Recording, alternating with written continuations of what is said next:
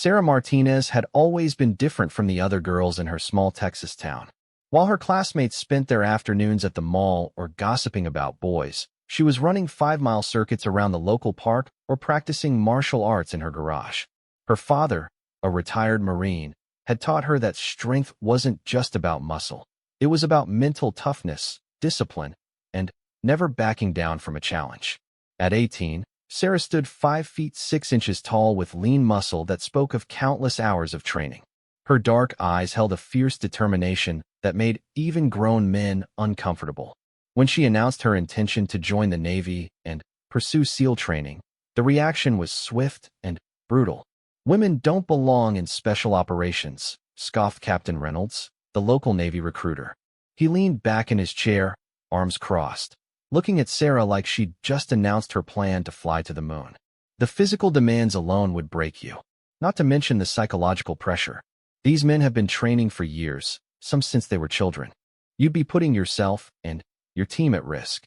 Sarah's jaw tightened, but she kept her voice steady. "I've been training my whole life, sir. I can outrun, outswim, and outfight most of the men I know. I'm not asking for special treatment, just a chance to prove myself." Captain Reynolds laughed, a harsh sound that filled the small recruiting office. "Prove yourself? Young lady, you have no idea what you're talking about. SEAL training has a 90% dropout rate for men who've been preparing their entire lives. The few women who've tried have all failed. It's not about being sexist, it's about biology and reality." But Sarah had already made up her mind. She'd been dreaming of becoming a SEAL since she was 12 years old and watched a documentary about their missions in Afghanistan. The idea of serving her country at the highest level, of pushing herself beyond normal human limits, called to something deep inside her soul. Her family's reaction wasn't much better. Her mother, Elena, broke down in tears when Sarah explained her plans over dinner that evening. "Mija, why can't you just join the regular Navy?" Elena pleaded, her voice thick with emotion. "You could be an officer, work in intelligence, something safe. Why do you have to choose the most dangerous path possible?" Even her father, who had always encouraged her warrior spirit, looked troubled. "Sarah, I admire your courage, but your mother has a point. I've worked with SEALs before. What they go through, it changes people. Some never fully recover from the training alone, never mind the missions." Sarah pushed her food around her plate, feeling the weight of their disapproval. "I understand you're worried, but this is my calling. I can feel it in my bones. I'm not meant for a desk job or a safe career. I need to be out there, making a difference, protecting people who can't protect themselves." Her younger brother Marcus, a senior in high school, finally spoke up. "I think she should go for it." All eyes turned to him. Sarah's never failed at anything she set her mind to. Remember when everyone said she couldn't make varsity football? She not only made the team, but became the first girl to start at linebacker in our school's history. That was true. Sarah had shocked everyone by not only making the football team, but excelling at it. She'd spent an entire summer gaining 30 pounds of muscle, learning to read offensive formations, and practicing tackles until her shoulders were permanently bruised. By the end of her junior year, college scouts were calling, though she'd already decided on a different path. Despite her family's concerns and the recruiter's discouragement, Sarah persisted. She spent months preparing her application, gathering letters of recommendation from coaches, teachers, and community leaders who could attest to her character and determination. She documented her physical achievements, her sub-6-minute mile time, her ability to do 50 pull-ups without stopping, her black belt in Brazilian Jiu-Jitsu, and her certification as a rescue swimmer. The real opposition came when word of her plans spread through the community. Small towns have a way of making everyone's business public, and soon Sarah found herself the subject of heated debates at the local diner, the barber shop, and even at church. "It's not natural," complained Mrs. Henderson, the mayor's wife, during a town council meeting that had somehow turned into an impromptu discussion about Sarah's career choices. "God made men and women different for a reason. Women are nurturers, caregivers. They're not meant to be killers." Old Pete Johnson, a Vietnam veteran who spent most days on a bench outside the hardware store, was more direct. "That girl's gonna get herself, and a lot of good men killed with her feminist nonsense. Special ops ain't no place for political correctness." But Sarah also found unexpected allies. Maria Santos, who owned the local gym where Sarah trained, became one of her fiercest supporters. "I've been training athletes for 30 years," Maria announced at a packed community meeting. "I've worked with college football players, Olympic hopefuls, and professional fighters. I'm telling you, Sarah Martinez is the most naturally gifted athlete I've ever seen. More importantly, she has the heart of a warrior.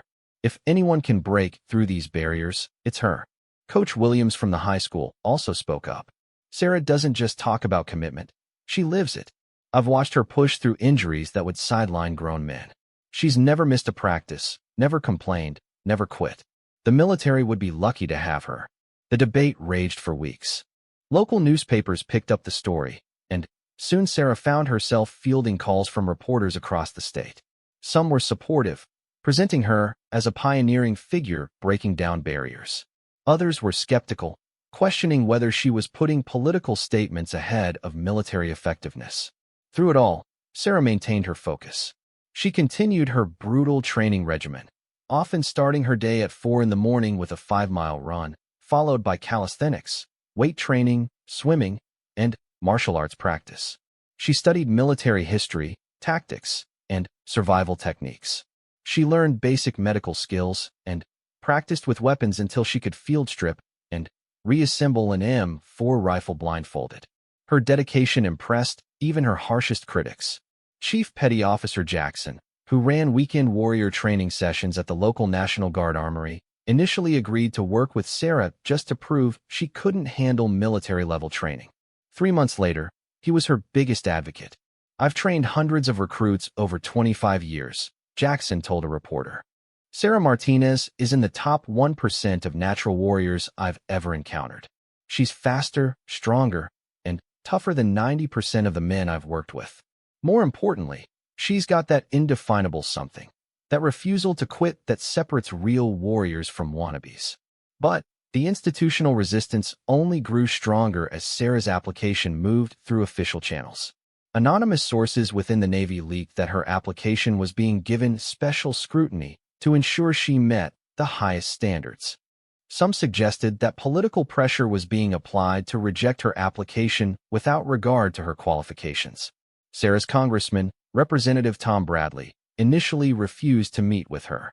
His office released a statement saying he supported traditional military roles for women and wouldn't endorse dangerous social experiments that could compromise national security. The rejection came on a Tuesday morning in March. Sarah was in the middle of a workout when her phone rang. Captain Reynolds' voice was professionally neutral as he delivered the news. "Miss Martinez, your application for Navy SEAL training has been denied. The review board felt that while your physical qualifications were impressive, you lacked the overall profile they're looking for in SEAL candidates." Sarah felt like she'd been punched in the stomach. What does that mean exactly? What part of my profile was lacking? There was a long pause. "I'm afraid I can't go into specifics. These decisions involve classified criteria. You're welcome to reapply in 12 months if you feel you can address the deficiencies." But they wouldn't tell her what the deficiencies were.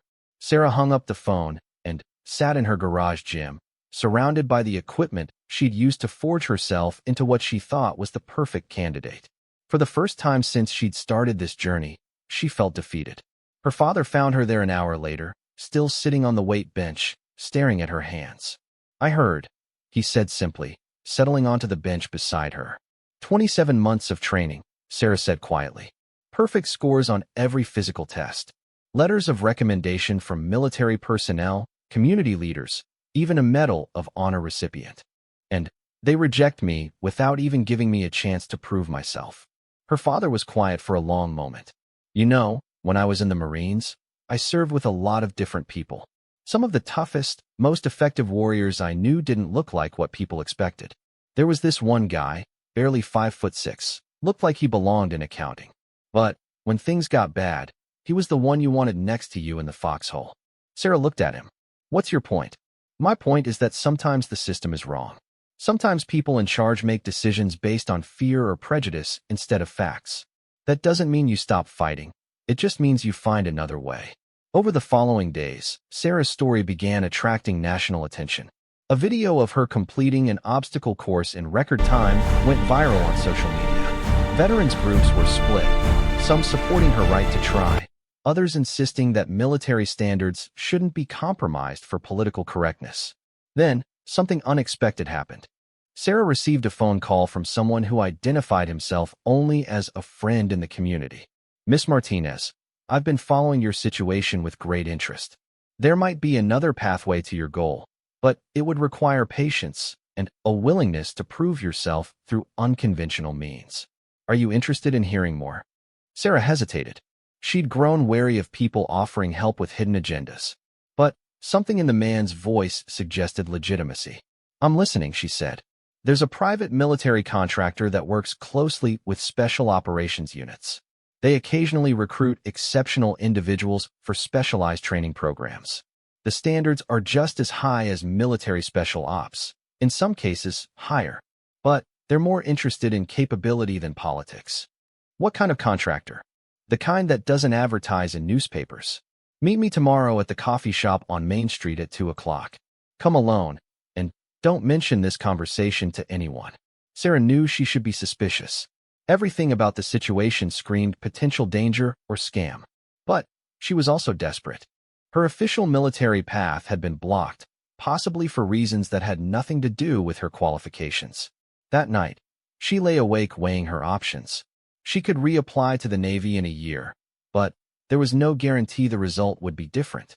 She could pursue other military paths, but none of them called to her the way special operations did. Or she could take a risk on this mysterious opportunity. The next afternoon, she walked into the coffee shop with her senses on high alert. The man sitting in the corner booth looked ordinary enough, medium height, graying hair, wearing jeans, and a polo shirt. But something about the way he carried himself suggested military background. "Miss Martinez?" He stood as she approached, extending his hand. "I'm David Chun. Thank you for coming." Sarah shook his hand, noting the firm grip and calloused palms. "Mr. Chun, I have to admit, I'm curious but cautious." "Good. Caution keeps you alive in this business." He gestured for her to sit. "I'll be direct because time is valuable. I represent a group that provides specialized services to various government agencies. We're always looking for exceptional individuals who can operate in challenging environments." "What kind of services?" "The kind that require people who can think quickly, adapt to any situation, and never give up no matter how bad things get. The kind of people who can work alone or as part of a team, who can make life or death decisions under pressure, and who understand that sometimes saving lives means being willing to take them." Sarah felt her pulse quicken. This sounded exactly like what she'd been training for her entire life. Chun continued, "I've reviewed your background extensively. Your physical capabilities are impressive, but what really caught our attention was your psychological profile. You've never quit anything in your life, even when quitting would have been the smart choice. You're willing to stand up to authority when you believe you're right, and you have an unusually high tolerance for physical and emotional stress." "How do you know all that?" "Let's just say we have good sources. The question is, are you interested in an opportunity to prove yourself in ways that make SEAL training look like summer camp?" Sarah studied Chen's face, looking for any sign of deception or hidden agenda. All she saw was professional competence and what seemed like genuine respect. What would it involve? 6 months of intensive training in a classified location. You'd learn skills that aren't taught in any military school. Combat techniques, intelligence gathering, advanced weapons systems, infiltration and extraction methods, and psychological operations. The failure rate is higher than SEAL training, and the physical demands are more extreme. And if you succeed, you'd have the opportunity to work on missions that directly impact national security. You'd be part of a very small, very elite group of operators who handle situations that official military and intelligence services can't touch. Sarah felt a familiar fire building in her chest. This was exactly the kind of challenge she'd been seeking. "There's one more thing," Chen added. "This opportunity comes with significant risks. Not just physical danger, though there's plenty of that. If you accept this path, your official life becomes a carefully constructed cover story. Your family, your friends, everyone you know will think you're working a normal security job. The reality will be very different." "How different?" "Let me put it this way. The missions we undertake often involve going places and doing things that don't officially exist. The people you'll be protecting often don't know they need protection. The enemies you'll face won't follow any rules of engagement. Sarah was quiet for a long moment, processing everything Chun had told her. This was far beyond what she'd imagined when she first decided to pursue military service. But it was also exactly what she felt called to do. When would this training start? Chun smiled for the first time. 2 weeks from today, if you're interested. But understand, once you say yes, there's no going back to your old life. You'll be crossing a line that very few people ever cross. Sarah thought about her family, her friends, the community that had watched her grow up. She thought about all the people who said she couldn't do it, who insisted she was chasing an impossible dream. Most of all, she thought about the 12-year-old girl who had watched Navy SEALs on television and decided she wanted to be one of the people who protected others from the darkness. I'm interested, she said. When do we start? 2 weeks later, Sarah found herself on a small plane flying toward coordinates she wasn't allowed to know. Chun had given her detailed instructions about what to bring. Essentially nothing except basic clothing and personal identification. Everything else would be provided. The training facility, when she finally saw it, was unlike anything she'd expected. Hidden in a remote mountain valley, it looked more like a small town than a military base. There were no flags, no official markings, nothing to indicate what organization ran the place. The buildings were modern but nondescript, designed to blend into the landscape. Sarah was met by a woman who introduced herself only as Instructor Walsh. She was probably in her early 40s, with short blonde hair and the kind of lean, dangerous look that suggested extensive combat experience. Martinez, Walsh said, looking at a tablet. We've been expecting you. I'll be direct because that's how things work here. Over the next 6 months, we're going to push you harder than you've ever been pushed in your life. We're going to break you down physically, mentally, and emotionally, then build you back up into something the world has never seen before. She led Sarah through a series of buildings, explaining the facility as they walked. This is where we create what we call ghost operators, people who can function in any environment, under any conditions, with or without support. The training is based on techniques developed by special operations units from around the world, but we've refined it far beyond anything any military uses. The dormitory where Sarah would be staying was spartanly furnished, but clean. Her roommate was a woman about her own age named Alex Chun, no relation to David, she quickly learned. Alex was from California, a former martial arts instructor who had been recruited under similar circumstances. How long have you been here? Sarah asked as she unpacked her few belongings. 3 months, Alex replied. And I can tell you, everything they told you about this being harder than military training is true. We started with 12 people. 4 have already washed out. What happened to them? Different things. One guy had a complete nervous breakdown during psychological conditioning. Another woman broke her leg in the 3rd week and couldn't keep up when she came back. 2 others just decided they weren't cut out for this life. That evening, Sarah met the rest of her training cohort. There were 8 of them left from the original 12, 5 men and 3 women, all between the ages of 20 and 30. They came from diverse backgrounds, former military, law enforcement, martial artists, and athletes. What they all had in common was an intensity that Sarah recognized in herself. The training began at 4 in the morning with a 10-mile run through mountain terrain that would have challenged experienced hikers. Sarah quickly realized that her previous training, as extensive as it had been, was just a foundation for what she was about to experience. Instructor Walsh set the pace, running alongside them with the casual ease of someone taking a morning stroll. This is your baseline, she called out as they climbed a particularly steep section. By the end of 6 months, this will be your warm-up. The physical training was only part of the program. They spent hours each day learning combat techniques that combined elements from martial arts systems around the world. Sarah discovered that her black belt in Brazilian Jiu-Jitsu, while valuable, was just one small piece of a much larger puzzle. Forget everything you think you know about fighting, said Instructor Rodriguez, a compact man with scars on his hands that spoke of real-world combat experience. In the field, there are no rules, no referees, no tapping out. You fight to end the threat as quickly and efficiently as possible. He taught them techniques for fighting with knives, improvised weapons, and their bare hands. They learned how to disable opponents silently, how to break bones with minimal effort, and how to kill with their hands if necessary. The training was brutal and realistic. More than once, Sarah found herself with bruises and minor injuries that took weeks to heal. But the physical training was only the beginning. The psychological conditioning was unlike anything Sarah had ever experienced. They were subjected to stress inoculation exercises designed to test their mental resilience under extreme conditions. One exercise involved being blindfolded and placed in a small, dark room for hours at a time while speakers played disorienting sounds at random intervals. Another required them to solve complex puzzles while instructors screamed contradictory commands and shined bright lights in their faces. The enemy will try to break your mind before they attack your body, explained Dr. Kim, the facility's psychological conditioning specialist. If you can maintain clarity of thought under extreme stress, you have a massive advantage over opponents who haven't been through this kind of training. Sarah found the mental challenges more difficult than the physical ones. Her body had been conditioned for years to handle pain and exhaustion, but her mind struggled with some of the psychological exercises.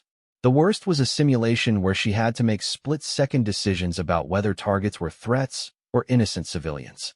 Getting it wrong meant starting the exercise over, and the scenarios became increasingly ambiguous and morally complex. During her third month, Sarah faced what instructor Walsh called the Crucible, a week-long exercise that combined everything they'd learned so far. The remaining 8 trainees were divided into 2 teams and dropped in separate locations in the wilderness with minimal equipment and conflicting objectives. Sarah's team consisted of herself, Alex, and 2 of the men, Jake, a former Army Ranger, and Marcus, an ex-police detective. Their mission was to retrieve a package from a simulated enemy compound while avoiding capture by the opposing team and facility instructors who were playing the role of hostile forces. For 7 days, they moved through rugged terrain with almost no food or sleep.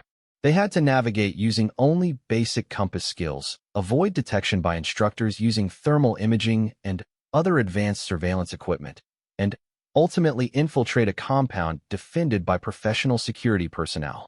On the 4th day, Jake was captured during what should have been a routine reconnaissance of the target location.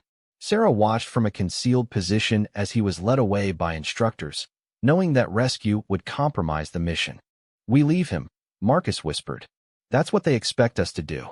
Sarah felt something cold settle in her stomach. Jake was her teammate, a good man who'd helped her through some of the more challenging training exercises. Leaving him felt like betrayal. But she also understood that this was a test of her ability to make hard decisions under pressure. In the real world, missions would sometimes require sacrificing individuals to achieve larger objectives. "No," she said quietly. "We get him back." Alex looked at her like she was crazy. "Sarah, this isn't a movie. We can't fight our way into their camp and rescue him. There are too many of them, and they have better equipment. We don't fight our way in. We make them bring him to us." Sarah's plan was audacious and risky. She had observed that the instructors were using a particular radio frequency for their communications. Using electronic skills she'd learned during training, she managed to intercept and decode their messages. She learned that Jake was being held in a temporary camp about 2 miles from the main compound. Rather than attempting a direct rescue, Sarah orchestrated a series of diversions designed to make the instructors think they were planning to attack the main compound. She had Marcus and Alex create obvious signs of surveillance while she circled around to the detention site. The camp where Jake was being held was guarded by 2 instructors who clearly expected any rescue attempt to come from the direction of the main team. Sarah approached from the opposite direction, moving through terrain that was nearly impossible to navigate silently. She took out the first guard using techniques from her silent elimination training, approaching from behind and rendering him unconscious before he could raise an alarm. The second guard was more alert, but Sarah had anticipated this. She used a distraction technique, a thrown rock that drew his attention, to get close enough to disable him as well. Jake was secured to a tree with military-grade restraints, but Sarah had learned lock-picking skills as part of her infiltration training. Within minutes, she had him free. "They told me you guys had abandoned the mission to save me," Jake said as they moved away from the camp. Then, They don't know me very well, Sarah replied. The rescue added an extra day to their mission timeline, but Sarah's team ultimately succeeded in retrieving the target package and reaching the extraction point. When Instructor Walsh debriefed them afterward, her expression was unreadable. Martinez, your decision to rescue your teammate compromised the mission timeline and put additional team members at risk. In a real-world scenario, that choice could have resulted in mission failure and multiple casualties. Sarah felt her heart sink. She had followed her instincts and moral compass, but apparently that wasn't what was expected of her. Walsh continued, it also demonstrated exactly the kind of innovative thinking and loyalty that makes exceptional operators. The enemy expects us to follow standard protocols and abandon personnel who become liabilities. By refusing to do what they expected, you turned a potential defeat into a tactical victory. Sarah learned that her rescue plan had been so effective that the opposing team had spent their remaining time searching for an attack that never came, allowing her team to complete their primary mission unopposed. But the training was far from over. The final months focused on advanced skills that weren't taught in any military program. Sarah learned to speak passable Arabic and Spanish, to forge documents that would pass casual inspection, and to assume false identities so thoroughly that she could fool polygraph tests. She studied explosives, advanced medical techniques, computer hacking, and psychological manipulation. Most importantly, she learned to think like what Instructor Walsh called a force of nature, someone who could adapt to any situation and find ways to accomplish objectives that seemed impossible. The weapons training was unlike anything she'd ever experienced. While the military focused on standardized weapons systems, the facility trained operators to use anything that could be turned into a weapon. Sarah became proficient with dozens of firearms, but also learned to fight effectively with knives, clubs, whips, and improvised weapons. In the field, you use whatever's available, explained Instructor Hayes, a former Navy SEAL who had joined the organization after being injured on an official mission. The enemy won't wait while you find your preferred weapon. During her 5th month, Sarah participated in her first live-fire exercise against human opponents. The enemies were professional mercenaries hired specifically to test trainees under realistic combat conditions. They used paintball-style ammunition that hurt when it hit, but wouldn't cause permanent injury. Sarah's team was tasked with infiltrating a warehouse complex and retrieving intelligence materials while the mercenaries tried to stop them. Unlike the previous exercises, these opponents were genuinely trying to win, using tactics and equipment that mirrored real-world threats. The mission started poorly. Within the first hour, 2 of Sarah's teammates had been eliminated by defensive positions they hadn't detected. Sarah found herself separated from her remaining teammates, alone in a complex filled with hostile forces who knew the terrain better than she did. For 6 hours, Sarah played a deadly game of cat and mouse through the warehouse complex. She used every skill she'd learned: silent movement, improvised weapons, psychological warfare, and tactical thinking to avoid capture while searching for the target materials. At one point, she found herself pinned down by 3 mercenaries who had cornered her in a storage room with only one exit. Traditional tactics would have required her to surrender or attempt a suicidal frontal assault. Instead, Sarah used her knowledge of structural engineering, gained during a module on urban warfare, to identify a load-bearing wall she could compromise. Using explosives training, she created a small charge that brought down part of the ceiling, creating a new exit while temporarily blinding her opponents with dust and debris. She not only escaped but managed to circle around and eliminate all 3 mercenaries from behind while they were still trying to figure out what had happened. Sarah ultimately completed the mission, becoming the first trainee in the facility's history to successfully retrieve the intelligence materials while working alone against professional opposition. During the debriefing, one of the mercenaries approached her with obvious respect. "I've been doing this for 15 years, he said. "I've fought against special operations units from around the world. What you did in there, that was something else entirely. You didn't just think outside the box, you blew up the box and built something completely different." But Sarah's greatest test was yet to come. In her final month of training, she was given what Instructor Walsh called the ultimate evaluation, a solo mission in the real world with actual stakes. Everything up to this point has been training, Walsh explained. This is your final exam, and it's pass or fail. No second chances, no do-overs. Sarah was given a sealed briefing packet and told she would have 72 hours to complete an assignment that would require every skill she'd learned. The mission parameters were simple but daunting. A group of human traffickers had kidnapped the teenage daughter of a foreign diplomat. Local law enforcement was compromised, and official military or intelligence intervention would create an international incident. Sarah would go in alone, locate and rescue the victim, and neutralize the trafficking network without creating any evidence of American involvement. She would have access to basic equipment, but no backup or support of any kind. As Sarah read through the briefing materials, she felt a familiar mixture of fear and excitement. This was exactly what she'd been training for her entire life. The opportunity to use her skills to protect someone who couldn't protect themselves. The traffickers were operating out of a compound in a major American city, using a legitimate business as cover for their illegal activities. They had connections to organized crime and were known to be heavily armed and extremely dangerous.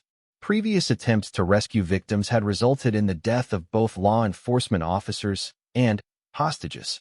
Sarah spent the first day conducting surveillance, learning the compound's layout, identifying personnel, and developing a tactical plan. She discovered that the victim was being held on the third floor of a converted warehouse, with multiple guards and sophisticated security systems protecting all approaches. The traditional approach would have been to call for backup or wait for official law enforcement to develop a plan. But Sarah had learned that sometimes the only way to save lives was to act decisively, even when the odds seemed impossible. On her second night, Sarah infiltrated the compound using skills that combined everything she'd learned. She used her knowledge of electronic systems to disable security cameras, her silent movement techniques to avoid patrols, and her combat training to neutralize guards without raising alarms. The rescue itself required split-second timing and flawless execution. Sarah had to eliminate 6 armed guards, disable multiple security systems, and extract a terrified teenager from a heavily fortified location, all while ensuring that no evidence of her presence remained. The mission succeeded beyond all expectations. Not only did Sarah rescue the victim, but she also gathered intelligence that led to the arrest of the entire trafficking network by local authorities who were given anonymous tips about the organization's activities. When Sarah returned to the training facility, Instructor Walsh was waiting for her with what might have been a smile. Congratulations, Martinez. You've just completed the most challenging training program in the world. More importantly, you've proven that you're exactly what we hoped you would become. A force of nature that can protect innocent people from threats that others can't even see coming. Sarah had expected to feel triumphant, but instead she felt a quiet sense of completion. She had become something new, something dangerous and necessary. She was no longer the girl from Texas who had been told she couldn't be a Navy SEAL. She was something much more powerful and much more dangerous. But her real work was just beginning. 6 months after completing her training, Sarah Martinez was no longer the same person who had walked onto that mysterious plane. She had been forged into something new, a weapon with a conscience, a protector who operated in the shadows where official heroes couldn't go. Her cover story was simple and believable. She worked as a security consultant for a private firm that provided services to corporations and government contractors. To her family and friends back in Texas, she was living a successful but unremarkable life, traveling frequently for business, and making good money. The reality was far different. Sarah's first official mission had taken her to Southeast Asia, where she spent 3 weeks dismantling a network of arms dealers who were supplying weapons to terrorist groups. Her second assignment brought her to Eastern Europe to extract a scientist who had discovered that his research was being used to develop biological weapons. Each mission had pushed her skills further, teaching her that the training facility had been just the beginning of her education. Real-world operations required improvisation, split-second decision-making, and a willingness to do whatever was necessary to protect innocent people. But it was her 7th mission that changed everything. Sarah was contacted by David Chun through encrypted channels while she was between assignments, staying in a safe house in Colorado. The message was brief but urgent: Priority Alpha mission. Immediate deployment required. Briefing in 6 hours. When Sarah arrived at the designated meeting point, a small cabin in the mountains, she found Chun waiting with a grim expression and a thick file of classified documents. "We have a situation," he began without preamble. 3 days ago, a group of highly trained operatives infiltrated a research facility in Nevada and stole materials that could be used to create a radiological dispersal device, a dirty bomb. Sarah felt her blood run cold. A dirty bomb in the wrong hands could kill thousands of people and render large areas of a city uninhabitable for decades. "What kind of operatives?" she asked. "That's the problem. Based on security footage and witness descriptions, we believe they're former special operations personnel from various military units. Someone has assembled a team of elite soldiers and turned them into terrorists." Chun opened the file and showed Sarah photographs and dossiers. The leader appears to be Colonel James Morrison, formerly of Delta Force. He was discharged from the military 3 years ago after a psychological evaluation determined he was unfit for duty. Since then, he's disappeared off the grid. Sarah studied Morrison's photograph. He was a man in his early 40s with cold eyes and the kind of military bearing that never completely faded.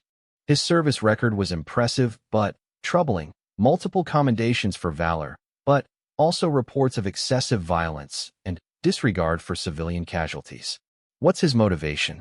Near as we can tell, he believes that American military intervention around the world has made the country weak and corrupt. He wants to trigger a crisis that will force the government to become more authoritarian and militaristic. A dirty bomb detonation on American soil would certainly accomplish that. Chun continued. Morrison has recruited at least 6 other former special operations personnel. They're all highly trained, well-equipped, and completely committed to their cause. Traditional law enforcement and even military units would have a hard time stopping them. Sarah understood why she was being called in. Her unique training and ability to operate outside normal constraints made her one of the few people who could match Morrison's team in terms of capability. What's the timeline? Intelligence suggests they're planning to detonate the device in Washington, D.C. during the State of the Union address in 4 days. Maximum casualties, maximum symbolic impact. Sarah felt the familiar combination of fear and determination that preceded her most dangerous missions. What resources do I have? Officially, none. This operation doesn't exist, and neither do you. If you're captured or killed, there will be no rescue and no acknowledgement. Unofficially, you'll have access to any equipment or support you can arrange through back channels. Chun handed her a secure phone and an encrypted data drive. Everything we know about Morrison and his team is on that drive. The phone will connect you to a support network, but use it sparingly. These people are good enough to trace communications if they suspect they're being hunted. Sarah spent the next several hours studying everything available about her targets. Morrison's team was indeed formidable. Former Army Rangers, Navy SEALs, and Special Forces operatives who had been psychologically damaged by their military service and radicalized by Morrison's extremist ideology. What made them particularly dangerous was their combination of advanced tactical skills and complete willingness to kill innocent civilians to achieve their objectives. They weren't motivated by money or traditional criminal goals. They genuinely believed they were saving America by destroying it. Sarah's first break came when she used her hacking skills to access Morrison's financial records from before his disappearance. She discovered that he had been making regular payments to a storage facility in Virginia, suggesting a possible base of operations or equipment cache. The storage facility was in a rural area outside Washington, D.C., surrounded by farmland and accessible only through narrow country roads. Sarah conducted surveillance for an entire day before confirming that Morrison's team was using it as a staging area. Through careful observation using advanced optics, Sarah was able to identify 4 members of Morrison's team and confirm that they had sophisticated equipment including military-grade explosives, advanced communications gear, and weapons that weren't available to civilians. But she also discovered something that changed her entire approach to the mission. Among the equipment she observed was a device that looked like a modified radiation detector. Morrison's team wasn't just planning to detonate a dirty bomb. They were planning to locate and destroy existing radioactive materials to prevent authorities from stopping future attacks. This meant they might be planning multiple attacks, not just the one during the State of the Union address. Sarah realized she wasn't just trying to prevent one terrorist attack. She was trying to stop the beginning of a sustained campaign that could kill thousands of people. The discovery changed Sarah's tactical approach entirely. Instead of trying to track down the dirty bomb materials, she decided to target Morrison's team directly. If she could eliminate or capture them, she could prevent not just the immediate attack, but any future operations. Sarah spent her second day preparing for what she knew would be the most dangerous mission of her career. Morrison's team consisted of 7 people with training comparable to her own, and they would be operating on prepared ground with superior numbers and firepower. But Sarah had advantages they didn't know about. Her unique training had taught her to think in ways that traditional military personnel couldn't anticipate. She also had the element of surprise. Morrison's team had no idea they were being hunted by someone with her capabilities. Sarah's plan was audacious even by her standards. Instead of trying to assault their position directly, she would infiltrate their operation by posing as a potential recruit.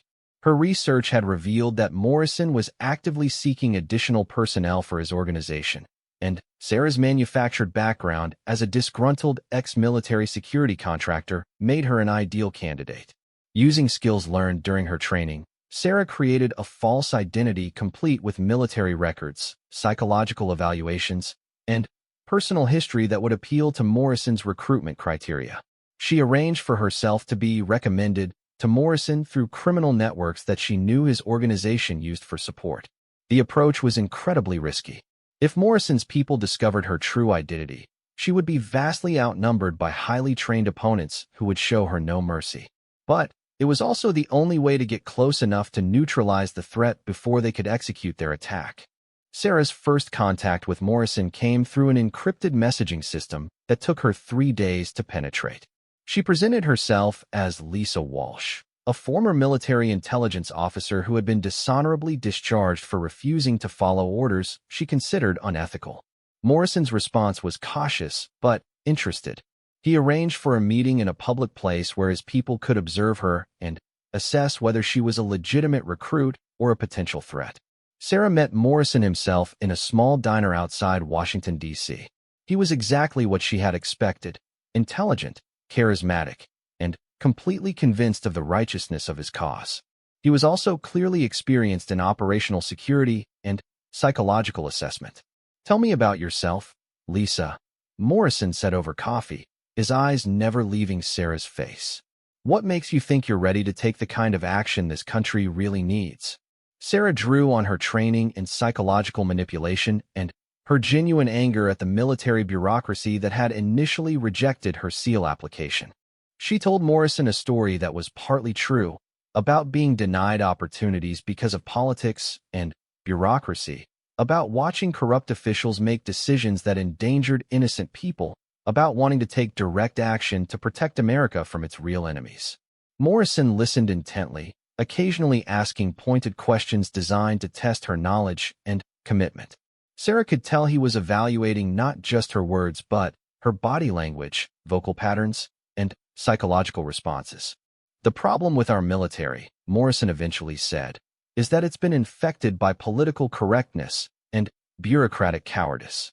We've forgotten that sometimes you have to destroy something in order to save it." Sarah nodded, suppressing her instinctive revulsion at his extremist ideology. "I've seen too many good people die because politicians were more worried about bad publicity than effective action." Morrison studied her for a long moment. "What would you be willing to do to save this country from itself?" "Whatever is necessary," Sarah replied without hesitation. Morrison's expression shifted slightly, and Sarah realized she had passed some kind of test. There might be an opportunity for someone with your background and attitudes, but it would require absolute commitment and a willingness to accept that sometimes the right action looks wrong to people who don't understand the bigger picture. Sarah leaned forward slightly. "I'm listening." Morrison arranged for Sarah to meet the rest of his team the following evening. The location was an abandoned warehouse in an industrial district, chosen specifically because it provided multiple escape routes and excellent visibility of potential approaches. Sarah arrived at the meeting knowing it could be a trap. Morrison might have discovered her true identity, or he might simply be planning to test her commitment in ways she couldn't anticipate. She was armed, but vastly outnumbered, operating without backup in hostile territory. Morrison's team was everything Sarah had expected and more. They were professional, disciplined, and absolutely committed to their leader's vision. They were also clearly suspicious of the new recruit and ready to eliminate her at the first sign of deception. "Lisa, meet the core of our operation," Morrison said, gesturing to the 6 other people in the warehouse. Each of these individuals has given up their old life to serve something greater than themselves. Sarah was introduced to former special operations personnel from all branches of the military.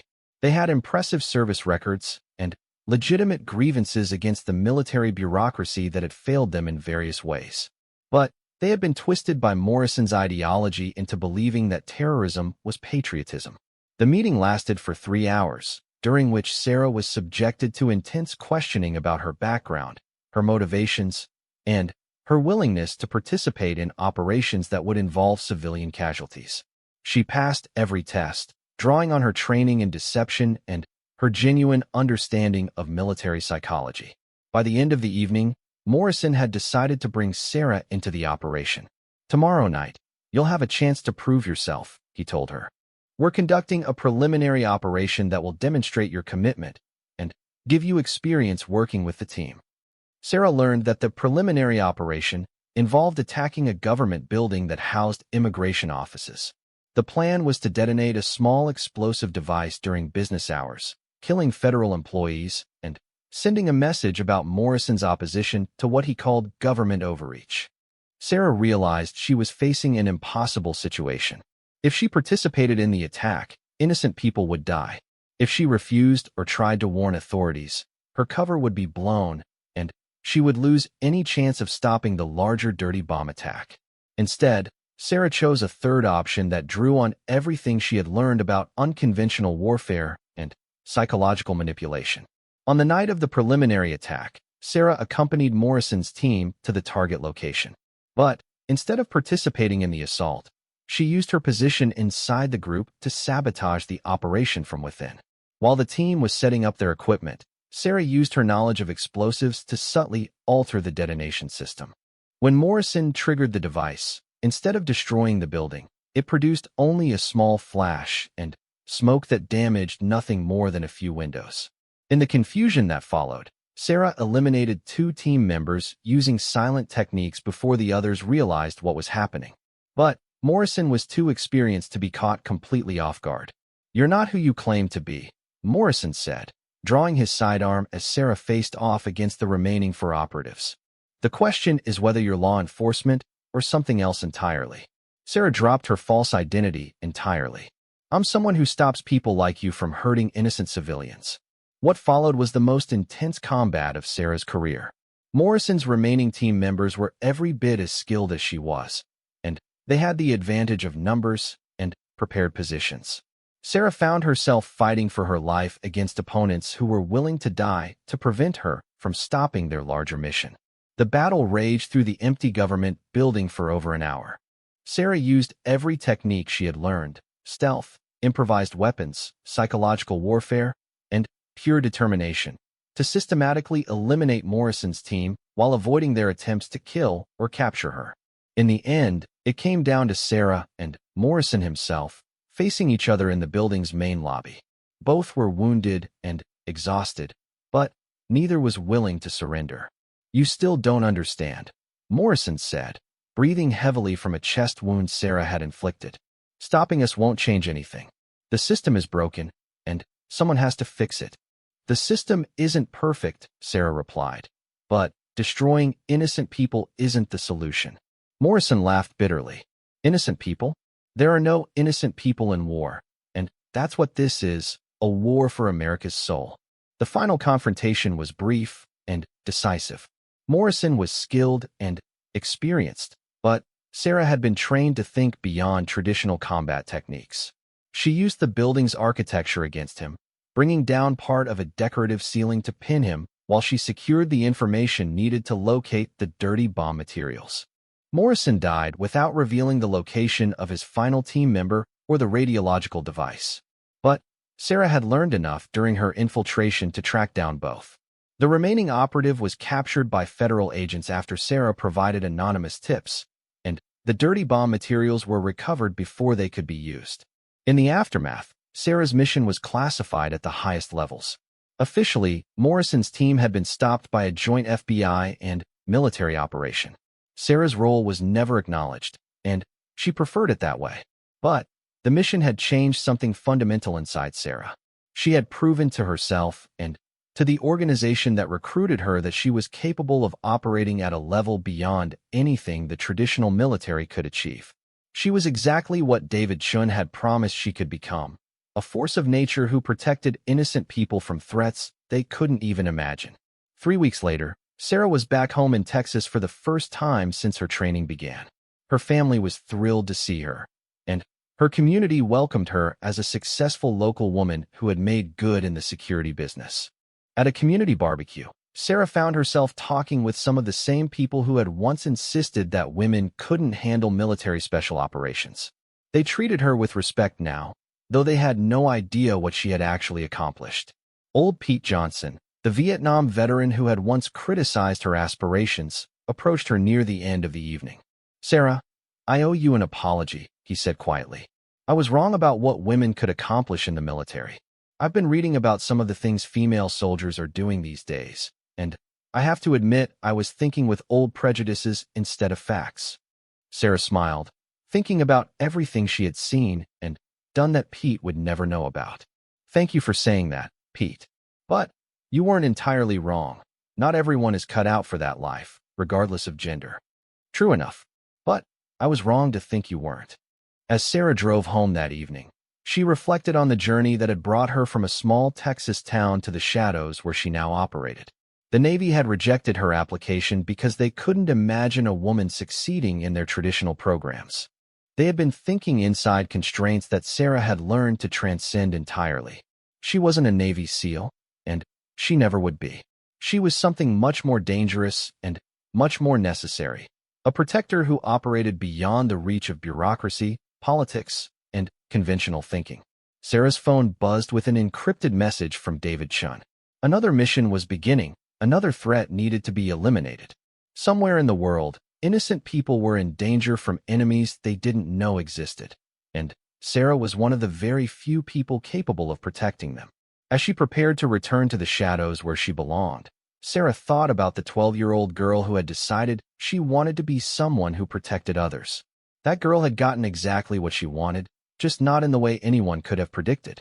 The people who had tried to hold her back had succeeded only in forcing her to become something beyond their ability to imagine or control. They had tried to contain her within their limited vision of what was possible, and instead they had unleashed something that transcended all limitations. Sarah Martinez was no longer the girl who had been told she couldn't be a Navy SEAL. She was the woman who had proven that the real world needed something far more dangerous and far more necessary than any official military unit could provide. And she was just getting started.